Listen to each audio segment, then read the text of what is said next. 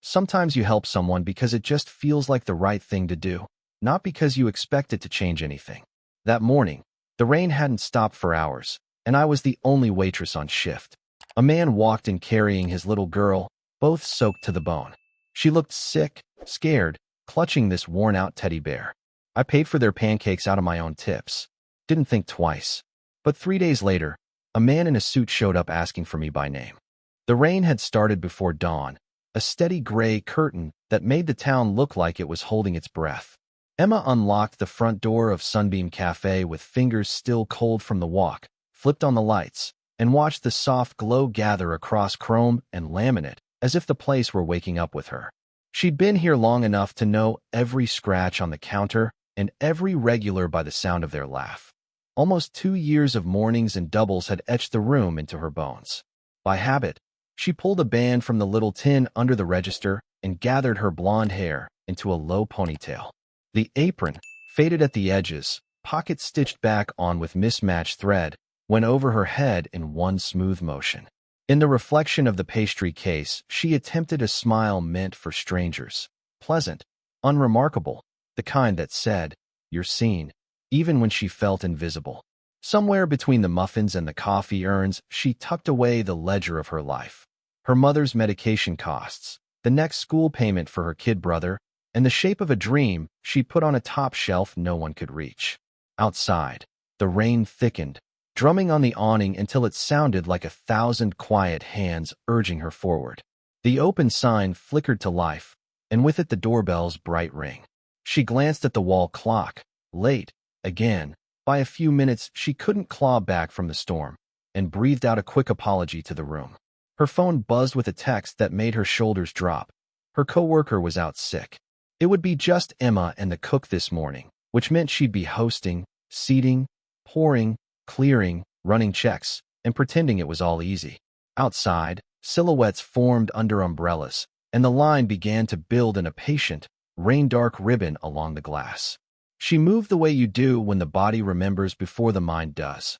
Mugs lined in pairs, carafes topped off, napkin dispensers filled, sugar caddies reset. The cook slid a tray of bacon into the oven, and the first breath of salt and warmth softened the chill inside her jacket.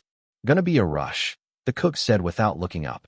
"Then let's make it look graceful," Emma answered, tying the apron tighter, as if a knot could organize chaos.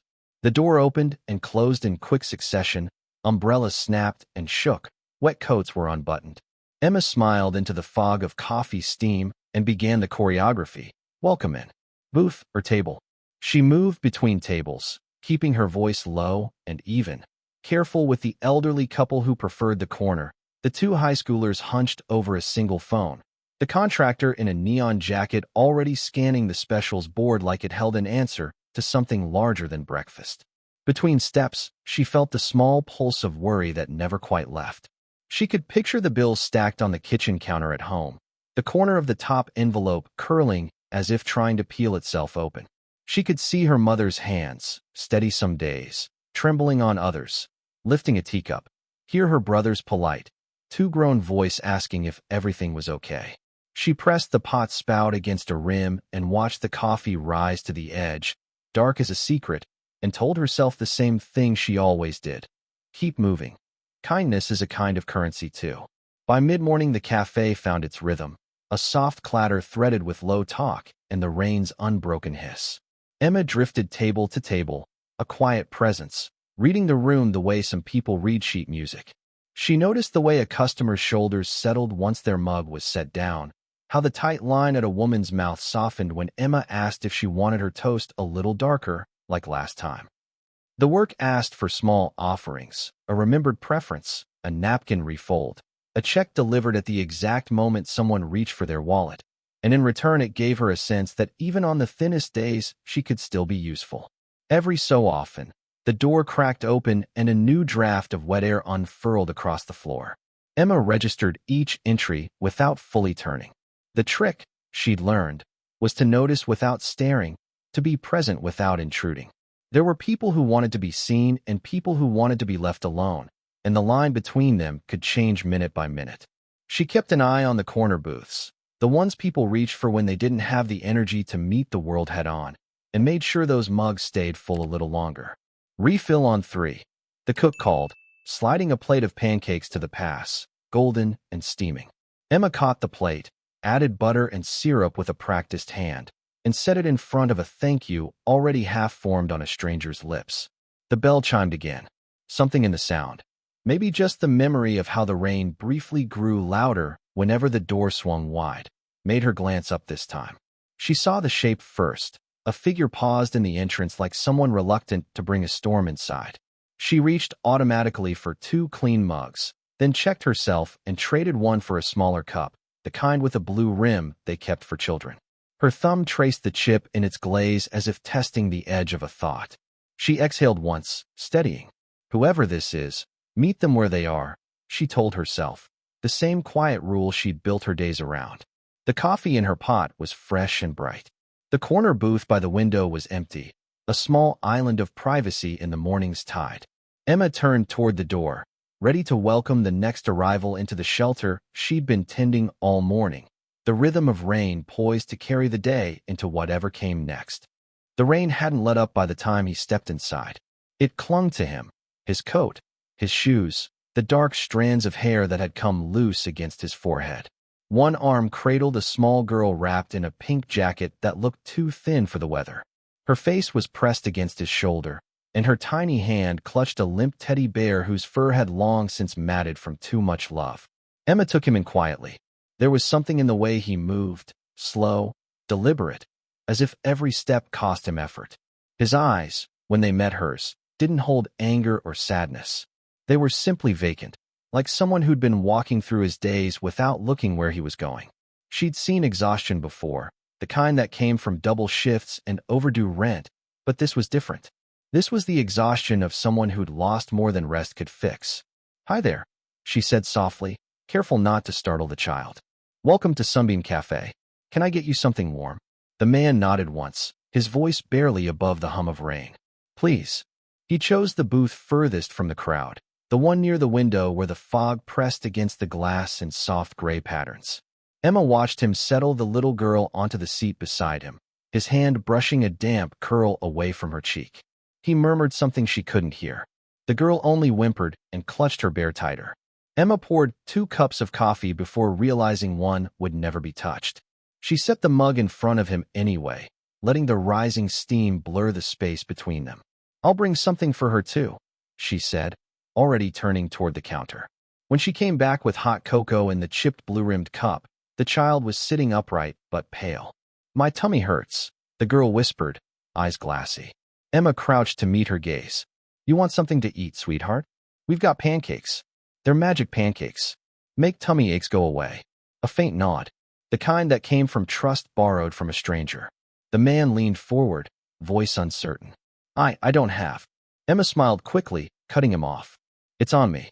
She stood before he could argue. No discussions. Magic pancakes don't wait. She returned to the kitchen window, slid a ticket toward the cook, and whispered, "Make it fluffy. Extra syrup." Her fingers trembled slightly as she paid for it from the few bills folded inside her apron pocket, money she'd saved to buy groceries that night. Still, she didn't hesitate. Some instincts didn't require permission. When she delivered the food, the smell of butter and sugar filled the booth. The little girl's face softened at the first bite, and Emma caught a flicker of something in the man's expression, surprise, maybe gratitude, though he hid it behind a tired sip of coffee. For the first time since he'd entered, his shoulders eased a little. While clearing nearby tables, Emma listened to the rhythm of the rain against the windows and the faint clink of silverware from their booth. The man's hand occasionally rested on his daughter's back, gentle, protective. It was the smallest gesture, yet it spoke volumes, of someone holding on by routine when love felt too heavy to name. She caught herself wondering who they were. Maybe travelers caught by the storm. Maybe locals she'd somehow never seen. But something about them didn't fit the picture of small-town regulars. The man's coat was expensive but soaked through, the kind of fabric you didn't find at discount stores. His shoes were fine leather, ruined by puddles. There was polish beneath the wear, something that once belonged to a different world. As Emma topped off his cup one last time, he met her eyes briefly. "Thank you," he said, his voice steady but distant. "You're welcome," she replied. Magic pancakes always work, you'll see. He gave a faint, almost broken smile. I hope so. And then, for a few quiet minutes, the cafe felt softer. The rain didn't sound so sharp, and the chatter of other customers faded into background warmth. Emma took a moment to breathe it in, the fragile peace of strangers sharing shelter from the same storm. When she turned back to check on them again, the booth was empty. Only the small cup with the blue rim remained, a few drops of cocoa cooling at the bottom. She wiped the table slowly, unsure why she felt a strange pull in her chest, like something had begun without her noticing. Outside, the rain swallowed the figures disappearing down the street.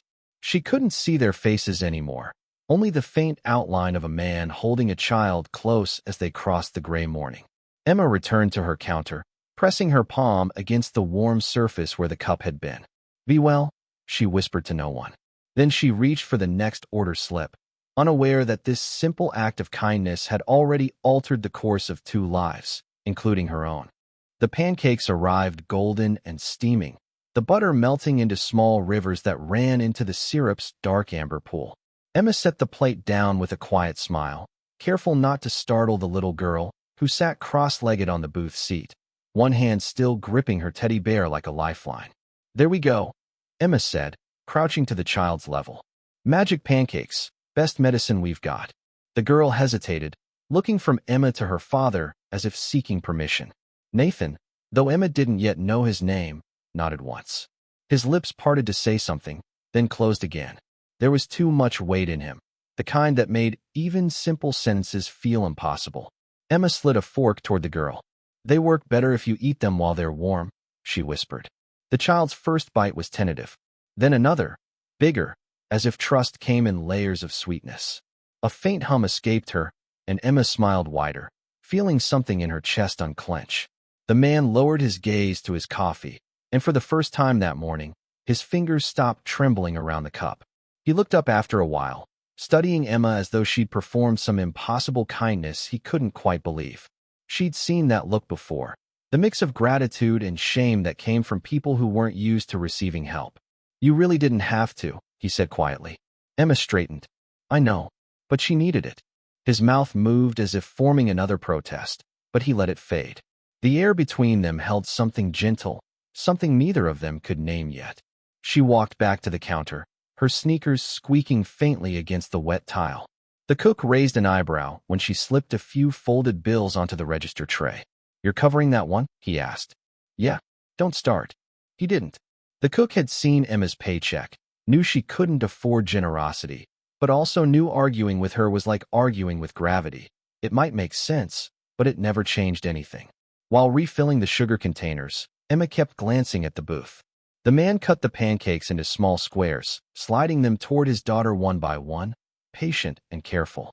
His movements were precise, practiced, but there was a quiet ache behind each gesture, as though every ordinary act carried the memory of loss.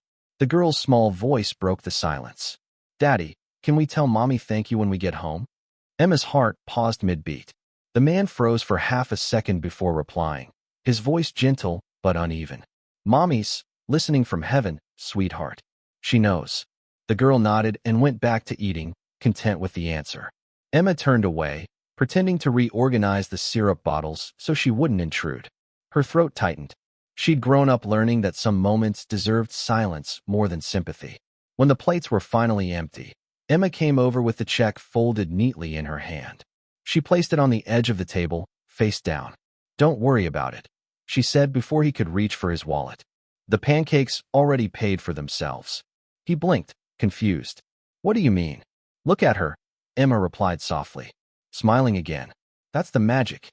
He glanced at his daughter, crumbs on her chin, syrup on her fingers, the faintest ghost of laughter returning to her face, and he couldn't argue. He nodded instead, eyes glistening in the dim light. "Thank you," he said again, this time with a quiet conviction that made Emma feel like she'd been handed something precious. She waved him off lightly, trying to keep it simple. "Just come back when the weather's better." He stood, scooping his daughter into his arms. For a moment, their eyes met, hers warm and steady, his still searching, as though trying to memorize the shape of someone who had reminded him the world wasn't entirely cruel. Then he stepped out into the rain, the bell above the door giving a faint chime that lingered long after they were gone. Emma exhaled, leaning against the counter. She didn't know why her chest felt heavy, why the sound of the rain outside suddenly felt personal.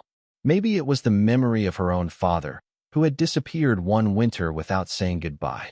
Maybe it was the look in that man's eyes, a quiet, contained grief she recognized in herself. When she wiped down the table, she found a single napkin folded neatly under the coffee mug. On it, in hurried handwriting, were two words, "Thank you." Emma pressed the napkin flat on the counter and stared at it for a long time before tucking it into her apron pocket. She told herself it was nothing, a gesture, polite gratitude, but deep down she knew she'd remember that booth, that man, and that little girl long after the day's noise faded. Outside, the storm finally began to thin. The puddles shimmered beneath the cafe lights like melted silver. Emma watched the rain ease and whispered almost to herself, "Be safe, wherever you're going." Then she returned to her work, unaware that the echo of that small kindness would soon find its way back to her door. By the time the lunch rush tapered off, the world outside had quieted into a softer kind of gray. The rain no longer hammered the windows. It whispered against them, tired and steady, like it had nothing left to prove. Emma leaned on the counter, a damp towel in one hand, watching the door even though she knew the man and his daughter wouldn't be coming back. Their booth sat empty now, wiped clean and reset, yet she couldn't shake the faint trace of their presence. The little cup with the blue rim still sat in the drying rack, waiting to be shelved. She hesitated, fingers resting on its chipped edge. Most days, she moved through customers without keeping faces. People came, people left, their stories colliding with hers only for a meal's worth of time. But this was different. There had been something about him, an ache that mirrored her own, though his was buried deeper, quieter, like the part of grief that hides behind control. She tried to distract herself, counting tips, sorting bills, anything to keep from thinking about the way he'd looked when his daughter mentioned her mother. It wasn't just sorrow she'd seen. It was guilt, the kind that doesn't fade with time. Emma knew that look. She'd worn it herself after her father's accident, when she was 16 and convinced that if she'd called him that night, he might have taken a different route home. The cook poked his head out from the kitchen. "You good?" Emma nodded automatically. "Yeah, just tired." He gave a low chuckle. "You always say that." "Because it's always true." When he disappeared back through the swinging door, Emma took the small napkin from her apron pocket. The ink had smudged slightly from the moisture of her hands, but the words, "Thank you," still stood out, simple and unguarded. She ran her thumb over them, then tucked the napkin into the small notebook she used to track her hours. It wasn't about sentimentality, she told herself. It was about remembering that kindness wasn't wasted, even if it disappeared into the rain. Outside, the street had that washed-clean look cities get after a long storm. Cars passed slowly through shallow puddles. The neon open sign flickered against the window like a heartbeat that refused to quit. Emma poured herself a small cup of coffee and sat on the stool by the counter. The cafe was almost empty now, just the hum of the refrigerator and the soft creak of ceiling fans. She stared at the reflection of the empty booth in the window glass, trying to picture where they were now. Maybe they'd found a hotel, somewhere warm and dry. Maybe he was tucking his daughter into bed, reading her something soft enough to push the world away. Maybe, for once, he was sleeping without dreams. The thought made her smile faintly. When she finally clocked out, dusk had begun to settle. The rain had stopped completely, leaving the air cool and metallic. She stepped outside, pulling her jacket tighter, and paused on the sidewalk. Across the street, the puddles mirrored the amber glow of streetlights, each one trembling slightly, as if the world itself were catching its breath. She thought about the man again, how he'd carried his daughter, how carefully he'd cut her pancakes. The tenderness in that simple act lingered longer than it should have. She wondered if anyone else noticed those details, or if the world had grown too distracted to see quiet love when it passed by. As she walked home, her sneakers splashing through the remnants of the storm, Emma realized something she hadn't felt in a long time. Peace. Not joy, not relief, just a stillness that came from knowing she'd done something right, even if no one saw it.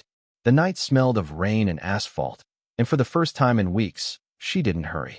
At home, she hung her jacket by the door and went straight to check on her mother. The older woman was asleep, her breathing shallow but steady.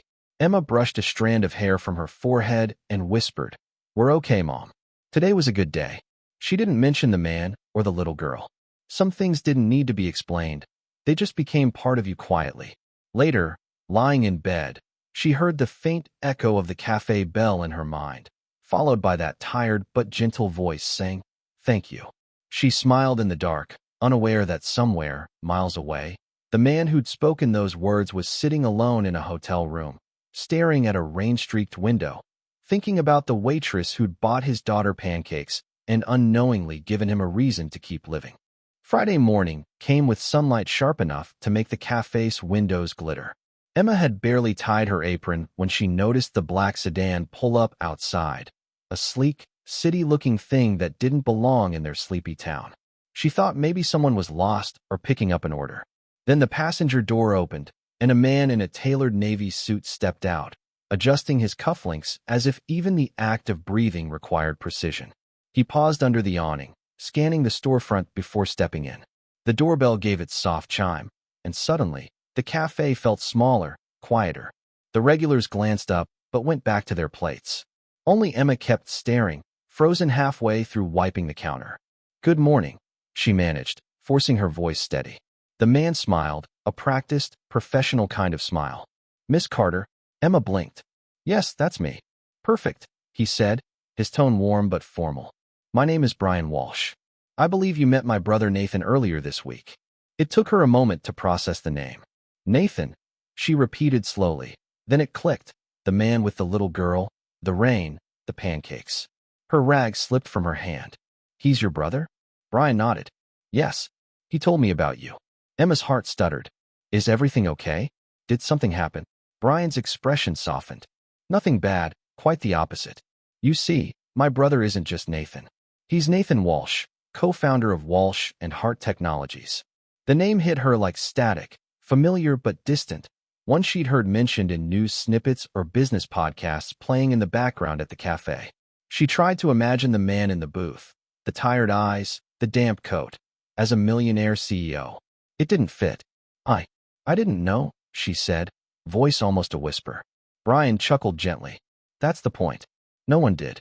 Nathan's been off the grid for months since his wife passed away. Wouldn't answer calls, wouldn't come to meetings. We were worried." Emma nodded slowly, recalling the quiet ache she'd seen in him, the way he'd looked at his daughter as though she were the only thing anchoring him to the world. Brian went on, his tone softening. "Yesterday, he came to the office. First time in 6 months. Said a waitress at some small-town cafe reminded him of everything good he'd forgotten. He said you spoke kindly. Treated him like a human. No pity. Just kindness." Emma's throat tightened. "I just gave his daughter pancakes." "You'd be surprised," Brian said, smiling faintly. "Sometimes the smallest things reach the deepest places." He reached into his briefcase and pulled out an envelope. "My brother and I run several philanthropic divisions under the company. Community outreach, single-parent support, programs for working families. We're looking for people who understand struggle and empathy firsthand. Nathan believes you'd be a perfect fit." Emma frowned, confused. "Wait, what are you saying?" "I'm offering you a position," Brian replied matter-of-factly. "Full salary, benefits, training. You'd work with us, helping to expand programs for single parents. It's unorthodox, but Nathan insisted. He says you helped him remember who he is. We'd like to do the same for you." Emma stood speechless, her mind scrambling to keep up. Around her, the cafe buzzed quietly with the sound of spoons against cups and the hiss of the espresso machine, but it all felt distant, muffled. "This can't be real," she finally said. "It is," Brian assured her. "We'll cover your mother's treatment costs as part of the benefits. You've carried enough alone, Miss Carter." Her knees wavered slightly, and she gripped the edge of the counter. "How does he even know about?" "He asked about you," Brian interrupted gently. "We told him you'd been working long hours to care for family. He wanted to help, but in a way that honors what you gave him, dignity." Emma's eyes burned, and she blinked hard, unwilling to cry in front of a stranger in a suit. Brian noticed, but didn't press. Instead, he placed a business card on the counter, sliding it toward her. "Think about it. No rush. Call me when you're ready. My driver will be outside for a few minutes if you'd like a ride home to discuss details." She looked down at the card, White, simple, embossed letters. Brian Walsh, CEO, Walsh and Hart Technologies. It felt too heavy for its size. "Please tell your brother," she said finally, her voice shaking, that his daughter's smile was more than enough payment. Brian smiled again, this time without the corporate polish. "I'll tell him. But somehow, I think he already knows." He nodded politely and turned toward the door. The bell chimed again, leaving Emma standing motionless by the counter, her reflection caught in the glass. A tired waitress with coffee stains on her sleeve, holding a future she hadn't even dared to imagine. As the black car pulled away, she exhaled, pressing a hand to her chest. Somewhere in that simple act of kindness, a plate of pancakes, a few gentle words, life had shifted direction. For the first time in a long while, she didn't feel small. She felt seen. Emma sat alone in the cafe's back corner long after Brian Walsh's car had disappeared down Main Street. The hum of the refrigerator filled the silence, steady and mechanical, while the scent of coffee lingered faintly in the air. She turned the white business card over in her hands, the edges already softening from the heat of her palms. It looked ordinary enough. Nothing about it suggested how much her life had just changed. Her mind was still catching up with what had happened. The words replayed over and over. "Full salary, benefits, we'll cover your mother's treatments." Each phrase felt too big, too far away from the narrow, exhausted life she'd been living. She had come to work that morning expecting another round of spilled lattes and half-tipped checks. Now she was being offered a position in a corporation she'd only ever read about in magazines left behind by customers. She exhaled slowly and closed her eyes. For a moment, she imagined her mother sitting at the kitchen table, prescription bottles lined neatly beside a chipped mug, whispering, "Maybe things will get better, honey." Emma's throat tightened. Maybe they finally will, she thought. The cook peeked out from the kitchen, wiping his hands on a towel. "You okay, Carter? You look like you saw a ghost." She laughed softly, the sound trembling. "Something like that." He raised a brow but didn't press. "Don't forget to lock up before you leave." When he was gone, Emma took off her apron, folded it neatly, and placed it on the counter. It felt symbolic, like she was setting down a part of herself that had carried too much for too long. Then she walked out into the sunlight, blinking against its brightness. The puddles from Tuesday's storm had dried, leaving faint watermarks along the curb, like the memory of a day that had already changed everything. At home, her mother was sitting up in bed, knitting with slow, careful movements. "You're home early," she said, surprised. "Slow day." Emma lied automatically, then hesitated. "Mom, something happened." Her mother looked up, her hands pausing mid-stitch. "Something good or bad?" Emma smiled through a shaky breath. "I'm not sure yet. Maybe both. Do you remember that man I told you about? The one with the little girl?" Her mother nodded. "Well," Emma continued, "turns out he's someone important. His brother came to the cafe today. They want to offer me a job, one that would cover your treatments." Her mother's needles fell into her lap. "Emma, are you serious?" "Yeah," Emma whispered. "I don't even know what to think. It's everything we've been praying for, but it feels unreal." Her mother reached out, taking her hand. "You've spent your whole life giving without expecting anything back. Maybe it's time something found its way back to you." That night, Emma sat by the window, the city lights flickering in the distance. The business card lay on the table beside her, glowing faintly under the lamp. She read the embossed letters again, Walsh and Hart Technologies, and tried to picture herself walking into an office building with her head high, not as a waitress balancing plates, but as a woman who had earned her place by the strength of her heart. The next morning, she called the number on the card.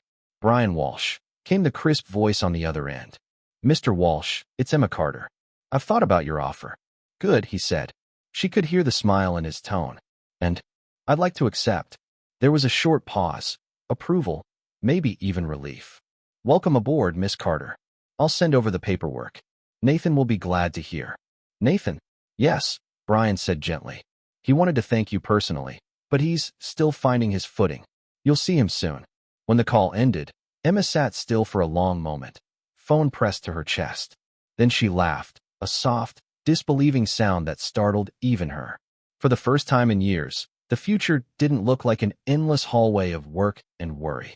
It looked open, bright, waiting. The following week, a company car picked her up. She remembered smoothing down her second-hand blazer, palms sweating, heart racing as the city skyline rose in the distance. The building's glass facade shimmered like a different world, reflecting clouds and sunlight in equal measure. Inside, polished floors echoed with her footsteps as a receptionist handed her a badge with her name printed neatly beneath the company logo. As she stood in the elevator, she caught her reflection in the mirrored wall, a little pale, a little nervous, but undeniably alive. For the first time since her father's death, she saw someone more than tired survival. She saw possibility. When the doors opened onto the outreach division, a small sign on the wall caught her eye. Empathy is strength. She smiled faintly, thinking of a rainy Tuesday morning, a crying child, and a plate of magic pancakes. That was where it had all begun. A month later, Emma found herself standing in the lobby of Walsh and Hart Technologies, holding a visitor badge for someone else this time. The building's glass walls gleamed under the afternoon sun, and she could see her faint reflection in them. No longer a waitress in a faded apron, but a woman in a light blue blouse and pressed slacks, confident yet humble. Her first few weeks at the company had been a blur of meetings, training sessions, and adjustment. She worked in the outreach division, where her job involved coordinating grants for single parents and low-income families. Every day, she listened to stories that sounded a lot like her own, and every night, she went home feeling that she had finally found a place where kindness wasn't a weakness, it was the foundation. That afternoon, she received an email from Brian's assistant. Nathan Walsh would like to meet with you personally. Emma froze for a moment, her pulse quickening. She'd imagined that conversation dozens of times. The man in the rain, his tired eyes, his daughter's trembling voice. She wondered what she would say, or if words would even be enough. The elevator doors opened with a soft chime.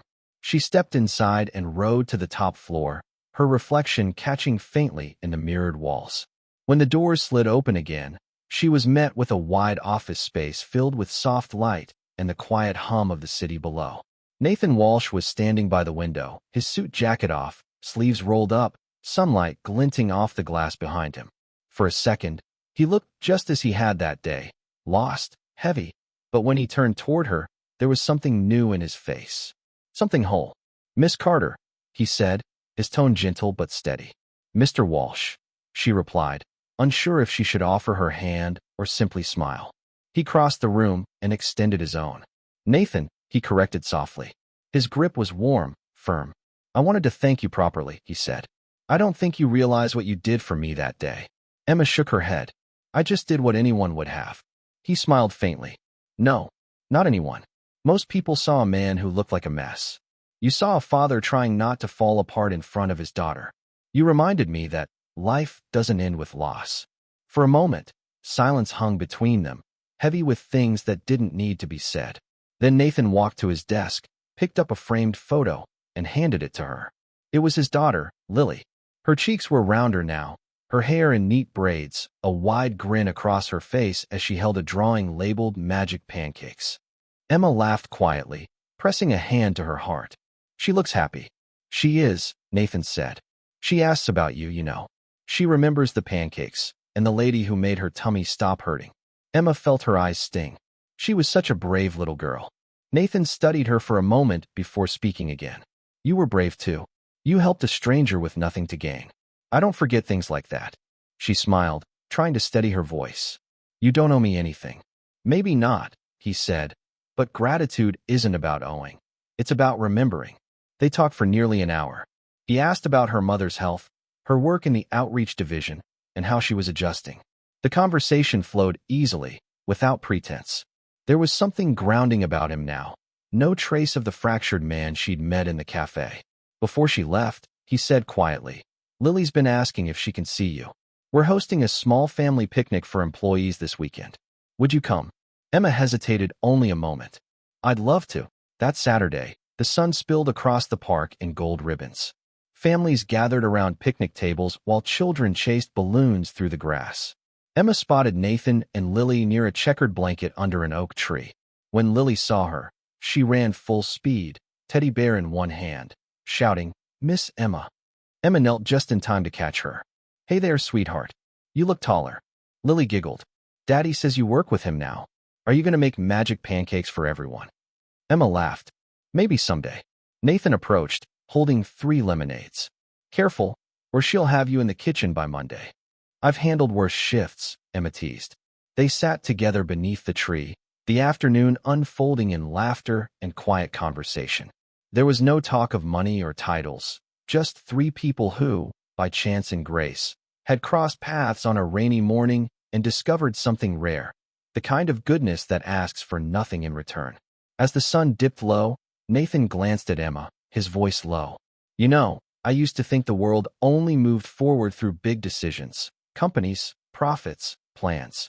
But it turns out, sometimes everything changes because of a single act of kindness. Emma smiled softly. Then I guess we both learned something. Lily rested her head on Emma's shoulder, half asleep. The breeze carried the faint scent of syrup from a nearby food stand, and Emma laughed quietly. Smells like magic pancakes. Nathan looked at her then, not as a CEO, not as a widower, but as a man finally at peace. For the first time in years, Emma felt that same peace settle inside her too. Not because her life had suddenly become perfect, but because she had found proof that the smallest gestures could ripple into miracles. Months passed, and the rhythm of Emma's new life settled into something that felt both unfamiliar and deeply right. She woke up each morning before sunrise, not to the dread of another endless shift, but to purpose. The city stretched beneath her apartment window, lights still winking from the towers downtown where she now worked. She brewed her coffee, sometimes smiling at how far a single cup of it had carried her. At Walsh and Hart Technologies, her desk overlooked the community courtyard where children from local programs came to play on weekends. On her wall hung Lily's crayon drawing of a stack of smiling pancakes with the caption, "Magic is real." Nathan had framed it for her as a welcome gift. Some days, she still felt like she was pretending, like any moment someone would realize she didn't belong in a company filled with suits and titles. But then she'd step into a meeting, listen to a struggling single parent describe the fear of losing everything, and she'd know exactly what to say. Not from training or policy, but from lived truth. "You're doing beautifully," Nathan told her one afternoon, pausing by her desk. His tone was casual, but there was warmth behind it, the kind that only came from respect, not obligation. "Still learning," she said with a grin. He nodded. That's what good people do. They had grown close, though neither of them tried to name what it was. Their connection existed in quiet understanding, a friendship built on gratitude and mutual healing. Lily visited often, her laughter filling the office halls, reminding everyone what the company's outreach really meant. One Friday evening, after most employees had gone home, Emma stood by the window with a file of new project proposals. Nathan joined her, setting a mug of coffee beside hers. "You know," he said thoughtfully, "I've reviewed hundreds of resumes in my life. But yours, the one written in pancakes and kindness, was the most convincing." She laughed softly. "That's not exactly the format HR prefers." He smiled. "Maybe it should be." They stood in companionable silence, watching the city lights flicker on below. Somewhere out there, people were eating dinner, laughing, worrying, loving, and maybe, if they were lucky, giving or receiving a small kindness that would ripple further than they'd ever know. Emma remembered that rainy Tuesday in vivid detail. The sound of the door chime, the exhaustion in Nathan's eyes, the fragile trust in Lily's. None of them could have known that day would alter the shape of their lives. She'd once believed her life was too ordinary to matter. Now she understood that no act of compassion was ever wasted.